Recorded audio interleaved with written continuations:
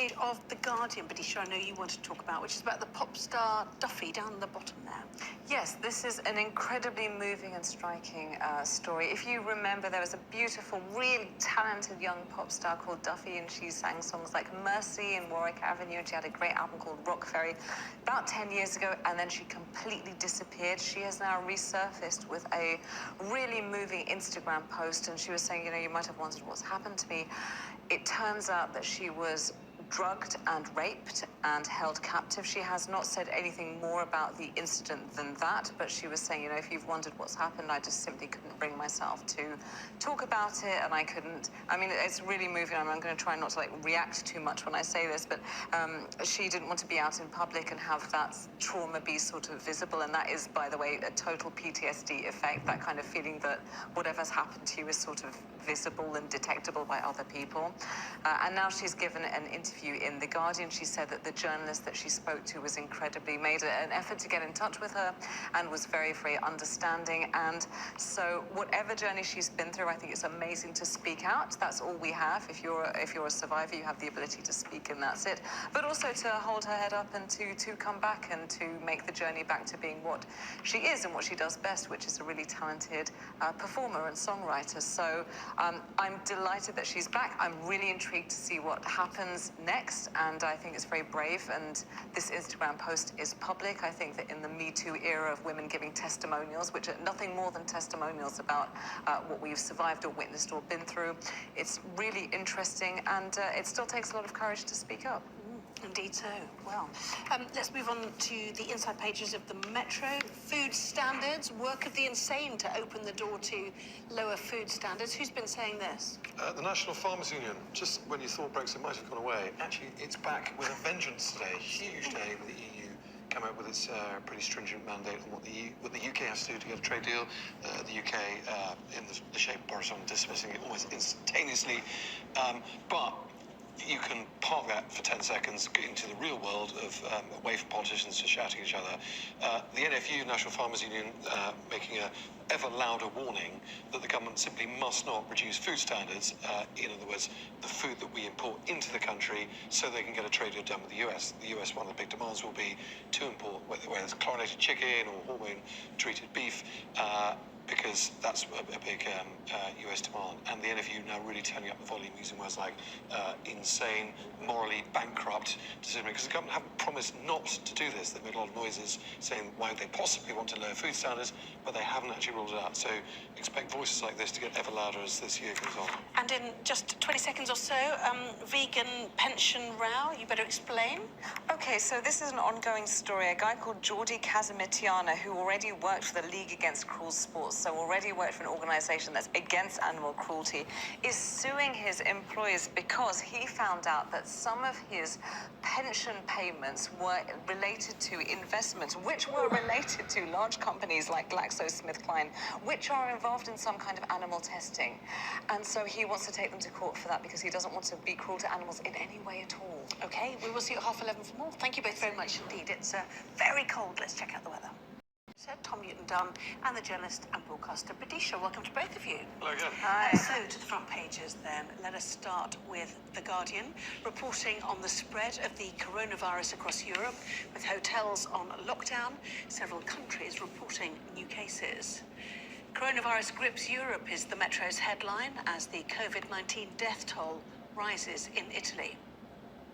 The Mirror reports on the British holidaymakers being told to stay in their hotel rooms in Tenerife after a guest fell ill with the disease there. Same story for the Express. Britain's trapped in hotel hell is their headline, while the Daily Star says millions of summer holidays could now be at risk. Preparations for a major virus outbreak in the UK are being stepped up. That is the lead story for The Times, talking about school closure plans as well. The Eye reporting on the government's plans too, saying schools could be closed and transport cut if COVID-19 is declared a pandemic. While the Daily Telegraph says GPs could soon begin testing their patients for the virus in order to keep track of the number of cases. The Daily Mail reporting that staff and pupils from 18 schools were sent home over fears that they could have picked up the virus on school trips to Italy. while the Financial Times says the Chancellor will delay some of the government's biggest tax decisions until the autumn because of economic uncertainty and the impact of COVID-19. Well, let's get the thoughts then of Tom and Badisha. One story in town quite clearly. Many of the newspapers leading on this with its various forms. The Times, for example, schools face closure in coronavirus action plan. And is this the government trying to reassure us that they are working on this on a daily basis and they do know what to do should it get worse in the UK? I think today is the day where this thing steps up a step, and quite a considerable step. And it's happened visually, so there's extraordinary pictures of the hotel in Tenerife where 1,000 holidaymakers woke up to find a letter under their door this morning to say, you can't leave, and a police court was set up beside. To the Iranian Deputy Health Minister, caught on camera, suffering terribly. To schools literally being closed, so pupils coming back from trips to Italy, being told that they can't come to school anymore. And rather than it being something that's happening in the Far East with the odd whiff of tiny activity in Europe, it really feels like the day that this thing arrived in Europe wholesale, largely because of the outbreak in northern Italy, and the Italians aren't able to trace patient zero, as they call it, which is a real worry. Yeah, this is the Iranian Deputy Health Minister who on Monday held a news conference next to the government spokesman there. In it, he said everything's stable in the country. They think they can control it. Oh, and by the way, quarantine is, from the Stone Age. Yeah. Next day, turns out he's tested positive for coronavirus. Everybody else in that room, who knows what will happen to them? Question is, who has he met? Has he met the supreme leader, who is not a young man? And is Iran taking it seriously? From there, other countries in the Middle East have also, it seems, had cases of coronavirus. Yes, so this is what's really interesting. So Iran, I know, it looks absolutely awful. So this is Iraj Haruji, Iran's Deputy Health Minister, one of the 95 cases that have been confirmed, but there have been fewer than 20 people who have died. Afghanistan, Kuwait, Iraq, Algeria, and Oman have also started announcing their very first cases. So this is not pandemic level yet, but of course the region is interconnected. And so one of the things these countries are doing is closing transport routes amongst themselves. As we know, the greatest outbreak is within China, who've had 77,000 cases and over 2,500 deaths. And now we know in Europe that Switzerland, Austria, Croatia, and Spain have recorded their first cases. Just to put that into context for the UK, fewer than 20 schools have closed. They're being overtly cautious. Public Health Authority has not said that schools should close, but in the cases of the schools that have closed, it's because of concerns over recent ski trips to northern Italy, which is what the problem is here, isn't it? Yes, schools exactly. Close and tell people to self-isolate after Italian ski trips. The timing could not be worse with half-term last week. Absolutely. 100 GP services are going to start testing people, especially those who have already posted symptoms of something. So these are not people who are saying we have coronavirus at all. The things to remember is there have been really relatively few deaths. There have only been 9 confirmed cases of coronavirus in the UK. And those people across the world who have died tended to be older, in their 60s, 70s, and 80s, and had pre-existing health, immune, respiratory conditions. Except for the doctors in Wuhan, obviously. Yes, of course, but they came into a huge amount of contact with it, and those doctors were incredibly brave in whistleblowing about it in the first place. So that's really tragic. And the message really is, do not go to your GP, do not go to your A&E, call NHS 111, as in do not expose other people if you sense symptoms, isn't it? But I mean, it won't take long for NHS 111 to become overwhelmed with people coming back from Italy and having a snuffly cold or a dry cough, will it? And it's nothing to do with COVID-19. No, and if you're self-isolating at home and following all the instructions, how long do you self-isolate for before you start developing terrible symptoms and desperately feel the need to go to hospital? So the government is in a really difficult position at the moment. You really have to feel for, ministers, because everybody knows, sure, the case numbers are pretty small at the moment. They're microscopic compared to the numbers in China when they're in the tens of thousands. But everybody knows it's not going to stay that way. It is inevitable that this will be a pandemic. There'll be thousands of cases in the UK. We don't know when. Perhaps we'll be able to delay the onset by a few more weeks, possibly even a few more months. But it's coming. So the government got this terrible problem with, on one hand, having to be honest with people, to prepare the government to start hoarding stocks of various sort of vaccines. They're hoarding stocks of various malarial and HIV treatments at the moment because they think that could possibly help treat the virus. Quite interesting development today. So prepare themselves at the same time, not cause mass panic, not cause the sort of hysterical buying of face masks that, for example, I did today. and I think you were honest up to a bit that you did 2 weeks ago. My other half bought some, but you pointed out actually they were dust ones from a building supplier. You bought some, and perhaps won't do a lot of good. You bought some anti-asbestos masks. Is that what it is? Yes, Anyway. which is great. So if you want to do any plastering or any work on your roof, they'll be very, very valuable. The point being, we all react in slightly strange ways to these sorts of things, and it's the government's job to try and keep people on the straight and narrow and not overreact, but at the same time not underreact, and that's one hell of a different difficult tightrope to tread on. Just quickly back to the double-page spread in the Times, actually, the holiday from hell.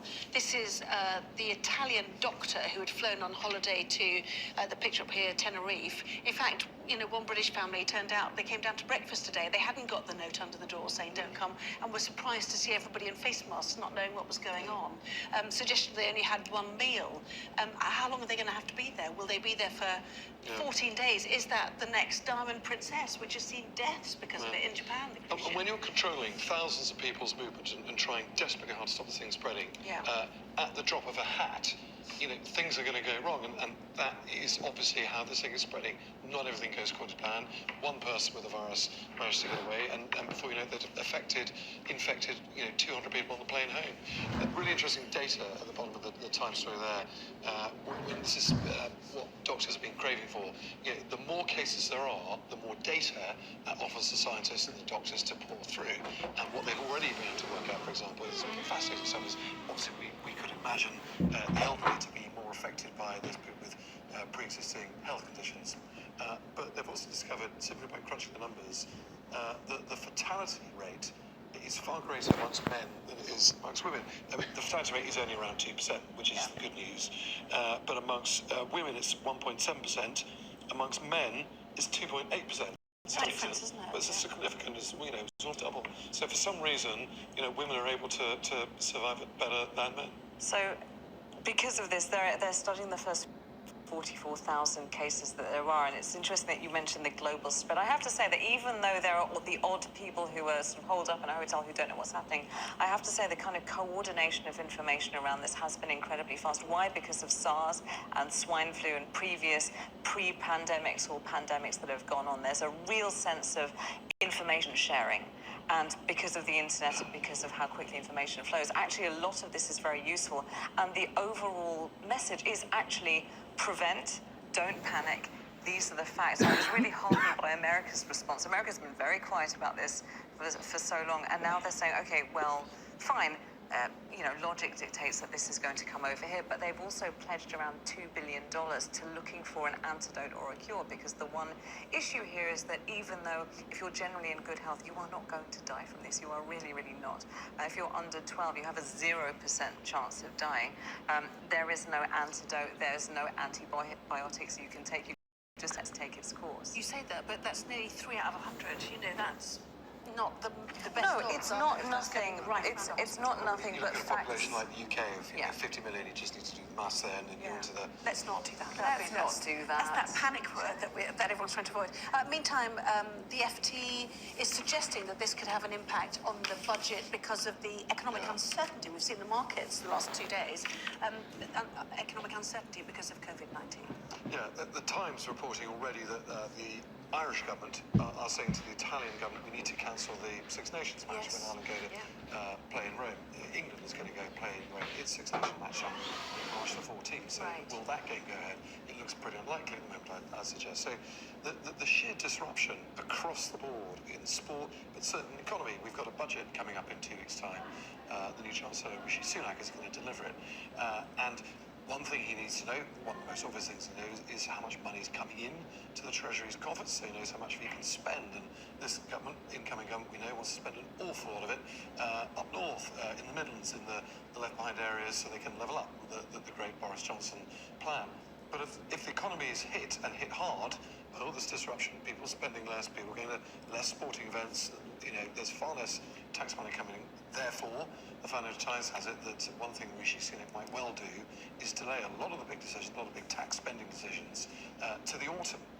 There's going to be a second budget in the autumn. 2 budgets this year, very unusual. There should only be one in the autumn every year, but the one last autumn got delayed into the election. So we could see the great budget that was supposed to do an awful lot actually be a bit of a non-event entirely, or certainly substantially because of the coronavirus outbreak. There's actually going to be more than 2. There's going to be 3. It's like an endless franchise superhero movie that his office are now saying there's going to be like a trilogy of budgets. Having said that, there should be no huge surprises. They are tacking to whatever the election promises were. Usually the new chancellor comes out with a kind of raft of radical proposals. Actually, the proposals are sort of quite left, quite liberal. So he's going to propose scrapping a cut in corporation tax. He's limiting relief for entrepreneurs. So these are actually quite sort of centre, even slightly centre-left proposals, even while the rest of the government is tacking further right in terms of cultural diplomacy and international relations. Rishi Sunak is kind of plying quite a mild course economically, but he's, thanks to coronavirus, weirdly enough, he's been given a little bit more time to roll that out in the new job. Perhaps we will talk more about that a bit later on, but plenty more to come, including does having a flashy car make you, just broken my pen, a less considerate driver? Why are you getting stressed What's the about stress that about? story? I don't know. It's like, throw that away.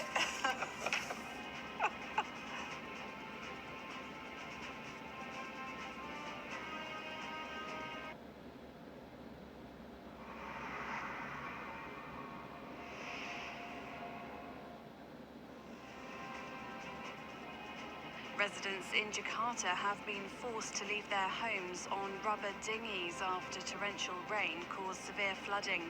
Indonesia's weather agency linked the rains to tropical cyclones that brought bad weather to southern parts of the island group. More than 200 neighborhoods are understood to be affected.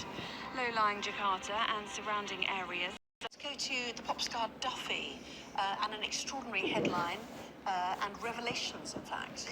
Revelations, but also a story of resilience and courage in return. So if you remember this beautiful, talented young pop star called Duffy, around 10 years ago, she had a very top-selling album called Rock Ferry and singles including Warwick Avenue and Mercy, which I'm trying not to sing, but they were really catchy. Then she disappeared for 10 years, and people like me who are her fans sort of Googled her and nothing came up. She has now given an interview and released a very, very moving and honest Instagram post saying that she had been perpetrated against and raped and drugged and held captive, clearly by a perpetrator, and that in the intervening time she'd been trying to recover. She didn't want people to see all of that trauma out on display, and that it took a long time for her to recover and feel back to being herself, whatever that might be post-trauma. I think that what she did is incredibly brave. I think it's interesting that she's back. It's taken 10 years, and trauma does take that long, and that's absolutely fair enough. So I'm really excited to see what she has for us, what she has next. She says she's given an interview to a mainstream, a broadsheet journalist who was extremely understanding. So this is just the first bit of a return, but it also says something about how long it takes for trauma to come through. It speaks to the current Me Too movement. It speaks to if you've been perpetrated against, how is the right way to react? You just don't know. So if this is what it takes, then if she's ready to make new music and return, I think that is absolutely fantastic. A decade of lost life is what the implication is. That's Let's go to Prince Harry arrives by train for an eco-travel summit. And he's back. He only left last week and he's back already. The truth is he's not actually out of the country altogether as yet because he's still a royal for another few more weeks, I think it is. And he flew back into the country at some stage in the last 24 hours. And there he is, pictured getting off a train in Edinburgh, looking miserable because he's opening a travel summit tomorrow to promote a new travelling scheme, which is helps people decide whether or not to take holidays on judging how environmentally friendly they are. To prove the point, he got the train all the way from London to Edinburgh rather than flying, being the environmentally friendly kind of chap that he is. Okay, and a story in the Times, something we've possibly always suspected, but now it seems they have proved expensive car drivers are more dangerous to pedestrians. Yeah, if you ever were in central London, possibly around like Harrods or Harvey Nicks, for example, and you saw someone in a super flashy car driving very, very arrogantly and not letting people through, and you thought, I bet that person isn't a very nice person. Well, now science confirms it. So these cars are a real menace, and who knows what it's like being inside one at any one time. Out of interest, what car does your brother-in-law drive? Could you A share Renault this? 5 Turbo. Renault 5 Turbo. It's a rally car Really? that I happened to go in at the weekend. I tell you, I'm a better driver than a passenger. For anyone who has Anna got an internet sensation over the weekend by tweeting this footage, which was dashboard footage taken of you, And there we have it. of you being driven a very, very small pedestrian staying around the countryside one afternoon. Yes, exactly. What is actually going on there? Well, it's tarmacked, but it's like being driven at 80 miles an hour into a brick wall and then suddenly turning, Yeah. or through tiny gates like that. And as you can see, I'm not used to it, and it was not the most comfortable experience at all. I think it's the look, it's the flinching that I'm remembering. I would and have the had my sort eyes shut of- all of the time if I could have done. I yeah, tell you. and the look of dread, the sort of. That wasn't the moment you learned that Ken Maguire and Andrew Pearce are coming in for a double shift. I mean, it's a good look, don't you think? Not. Good on you. Tom and Badisha, thank you for bringing that up. I really appreciate Oh, it. pleasure. Gave us all a tremendously happy weekend. We're very grateful. And Yes. see you soon. Thank you. Uncertainty and the impact of COVID-19. Well, let's get the thoughts then of Tom and Badisha. One story in town quite clearly. Many of the newspapers leading on this with its various forms. The Times, for example, schools face closure in coronavirus action plan. And is this the government trying to reassure us that they are working on this on a daily basis and they do know what to do should it get worse in the UK? I think today is the day where this thing steps up a step, and quite a considerable step. And it's happened visually. So there's extraordinary pictures of the hotel in Tenerife where 1,000 holidaymakers woke up to find a letter under their door this morning to say, you can't leave. And a police cordon was set up outside. To the Iranian deputy health minister, caught on camera, suffering terribly. To schools literally being closed. So pupils coming back from trips to Italy, being told that they can't come to school anymore. And rather than it being something that was happening in the Far East with the odd whiff of Europe, it really feels like the day